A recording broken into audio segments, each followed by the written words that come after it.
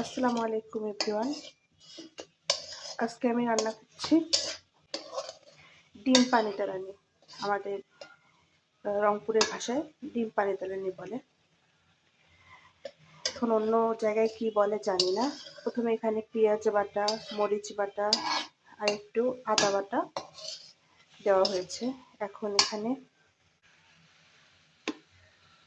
এখন তেল দিয়ে দিলাম।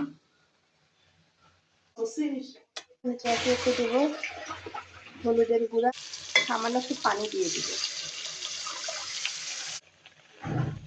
গুঁড়া মশলা, পরিমাণ মতো লবণ, কিছু কেটে রাখা শাক দিলাম। এখানে লাউ শাক আর পালং শাক আছে।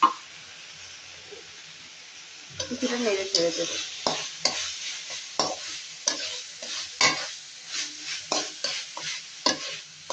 দিয়ে দিব পানি। এখানে বেশ খানিকটা পানি দিয়ে দেওয়া লাগবে।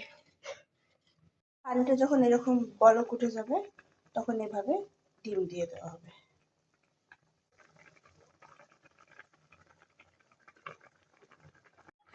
এই পর্যায়ে রান্নাটি হয়ে গেছে।